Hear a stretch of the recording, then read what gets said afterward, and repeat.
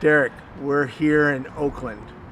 We're at a city-sanctioned tent community that basically you founded and oversee. Yes. Well, first let's talk about your homelessness and how you ended up homeless, because you have a very interesting story. Yeah, it was an interesting road getting here. I worked for over 20 years with the United States Department of Defense as a classified contractor. Had developed some health issues because of my work, forced into retirement in 2007. I was a multimillionaire. I had plenty of money to retire on, so I was fine with retiring, and I was only 47. And so I bought a home in North Carolina on a beautiful lake. 2.5 months later, my financial institution went bankrupt overnight, no warning. And it was devastating. You lost a lot of money, and for those of you watching this video that don't believe him, I've seen the picture, just the picture of his boat alone. This man had money. Yeah, I had 3 boats. I had a home here in Oakland, a $1 million home here in Oakland, and I bought a $500,000 home in North Carolina. Yeah, and we should clarify this is years ago, because $1 million home in Oakland, in Oakland probably ain't nothing. worth much these days. No, that's a fixer-upper. Right. But I had a home here in one of the most prestigious parts of Oakland, the Grand Lake area. That home was a family home. It was built by my great-grandfather. Yeah. Not built by him, but he commissioned it. And it was in the family the whole time until I retired and moved to North Carolina. My heart breaks for you, because I lost everything in the '08 crash, but I didn't have millions.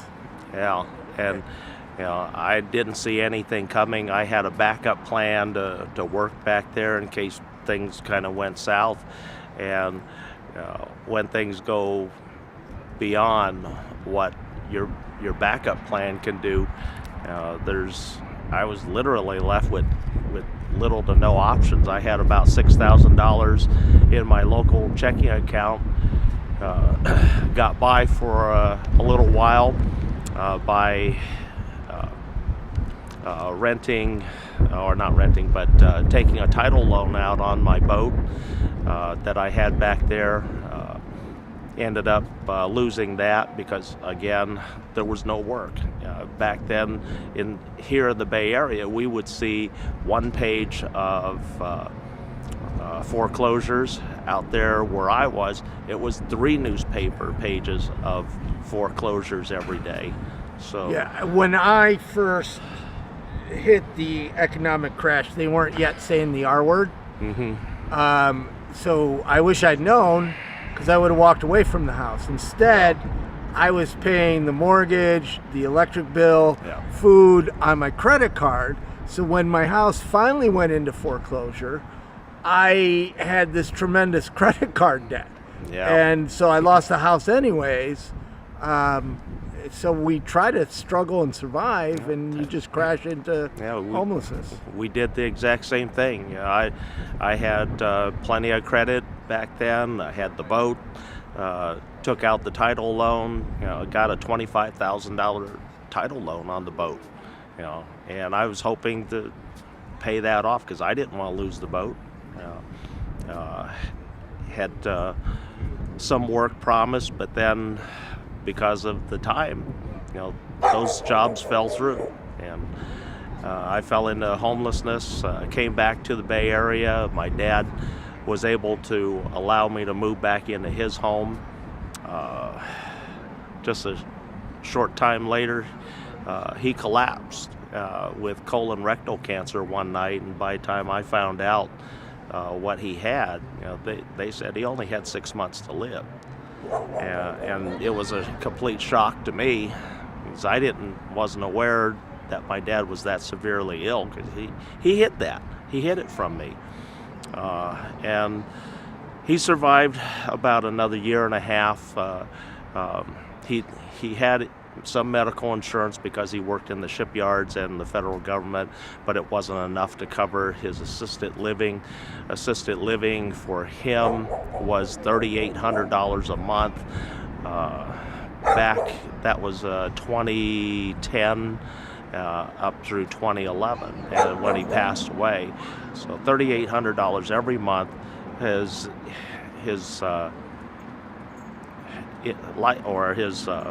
insurance, his medical insurance, covered about $1,500, and then he had ongoing medical issues that had to be dealt with regularly, plus transport to the hospital for treatments.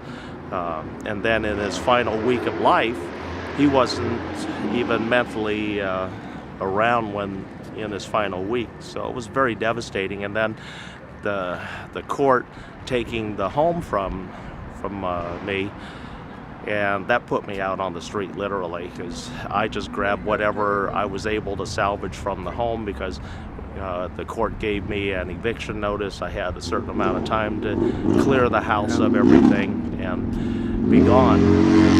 And so I did that. Sofa surfed with a lot of friends for up until April of 2013. Went into the shelter up the street, EOCP, East Oakland Community Project, also known as Crossroads. Stayed there for 91 days. They gave me access to a housing list. Housing list was only available through that shelter, and so we didn't know that nobody else had access to it. So I did manage to find a slumlord, and I had a voucher for money that would pay my rent, including that for my dogs that I had at the time, because that was the hardest part, finding anybody who would accept a homeless person and had pets.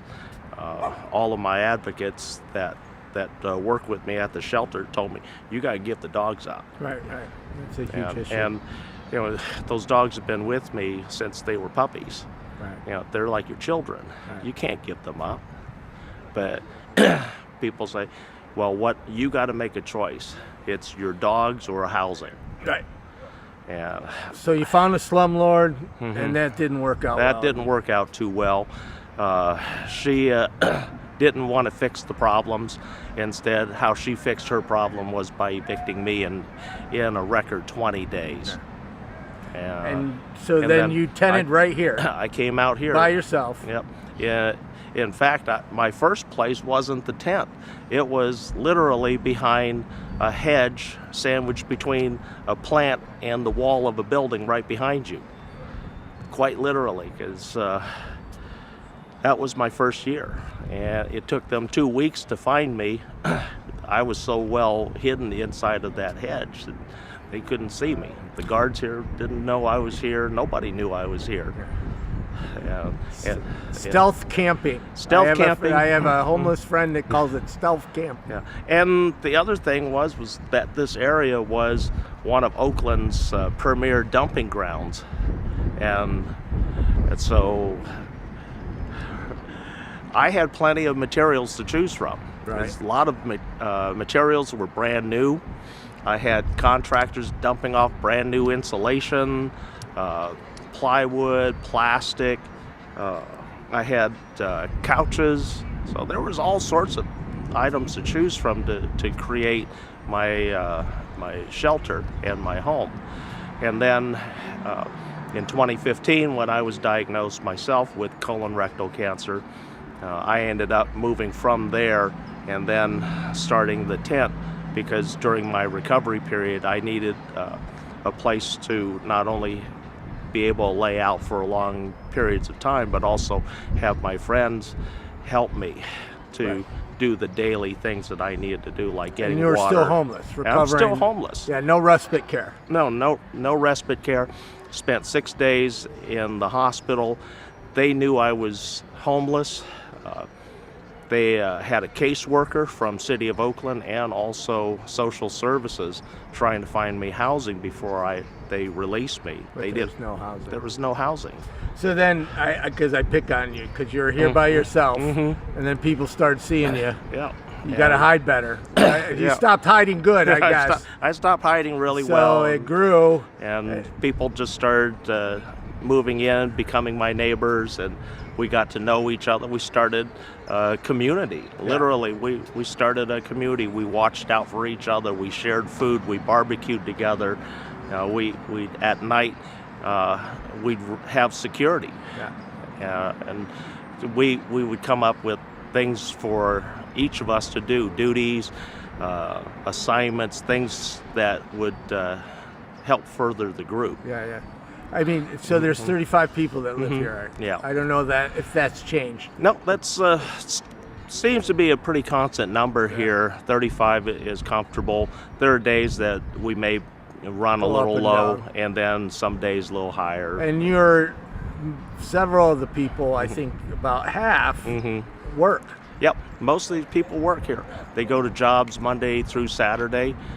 Some have restaurant jobs. Some work at gyms. Some we used to have a UPS driver here. I mean, a full-blown UPS driver was homeless, and that says a lot. That how crazy housing is. If a fellow who's making good money as a UPS driver can't afford to rent an apartment here in the town that he works in, that's insane.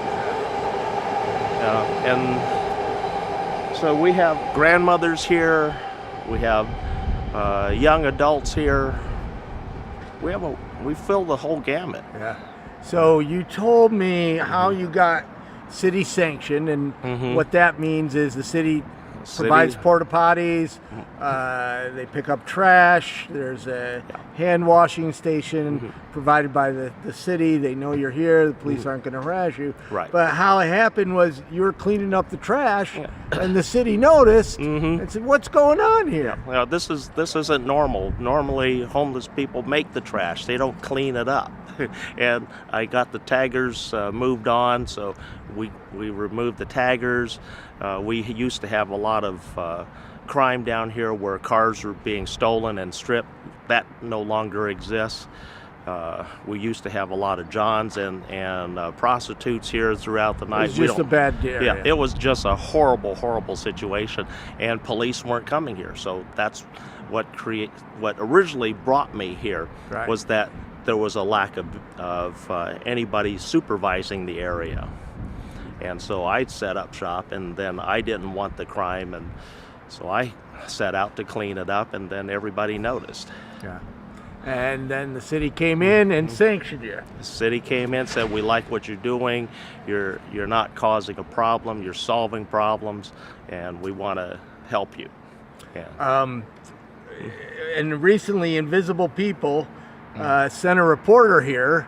One thing I was proud of, that I was able to send a reporter into a tent camp to do a positive story, and that got all the way to the city. Yeah, the city. And sure, Bart goes by right when it's, thank you, Bart. How do you guys sleep here?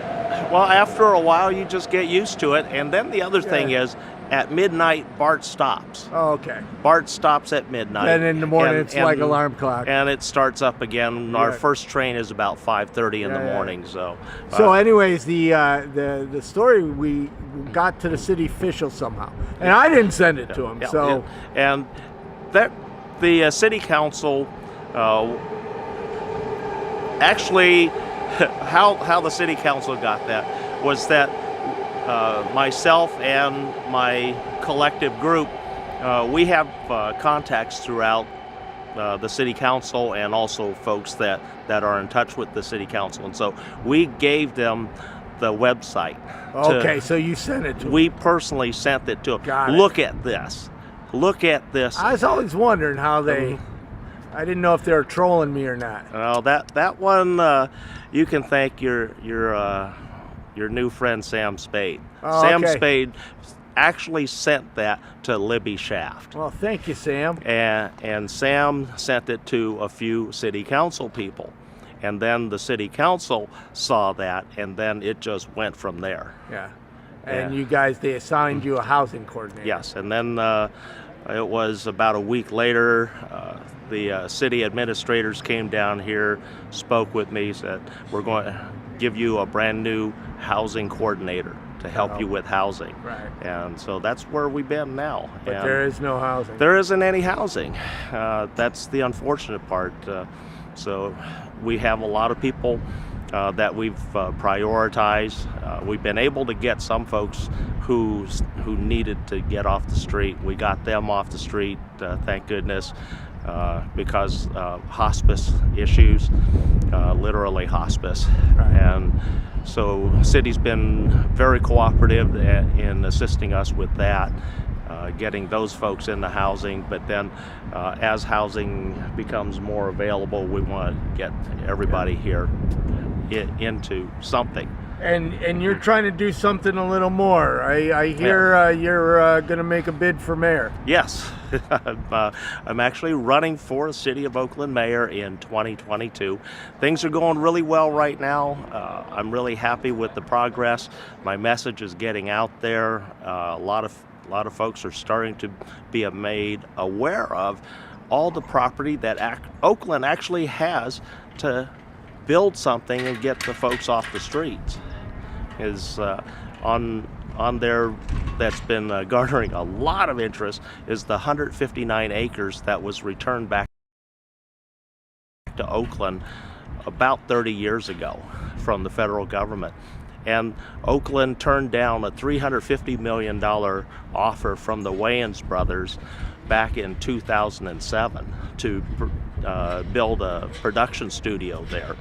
So that gives you an idea how greedy the city of Oakland is. And on top of selling it, they want huge tax dollars in the form of the but you propose that you could do something like this, a right, sanctioned tent city. Right. We can put together a community of tiny homes, container homes, tents, and then also RV parking, because there's more than enough room to take at least half the folks off the street and get them into some temporary transitional housing, long-term transitional housing, because right now the city only talks about short-term transitional housing, which is 6 months. Right. 6 months, you're just getting started on the road. Nobody can get their life back. Yeah, you can't. You can't. It's impossible. And so we're talking about a long-term, sustainable model for folks. Yeah. In West Oakland, and it's gotten a lot of interest. Well, I wish I lived here so I could vote for you. I wish I had more folks like yourself that understand the situation and the needs for all the housing that could be available. Yeah. But the city is choosing profits over people. Yeah.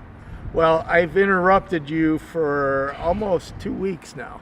Oh, it's been a pleasure. I think we did a couple live streams. We did some feeding, gave away some socks, recorded some videos. I've been saying for, since I met you, that someday I got to come visit. Yeah, and here I am. And here you are. So I just want to thank you so much for allowing me to interrupt your week, allowing me to get to meet some of the people in your community. So it's been quite a pleasure having you. It's been fun learning about what you do, Mark. Yeah. So gotta ask, you know this is coming because you watch and you help us out with our online support group. So Derek is an admin. And he's homeless, and I would not have something to do with homelessness without homeless people involved. So you knew this was coming. You might even be prepared. What's your 3 wishes? Housing, and more housing.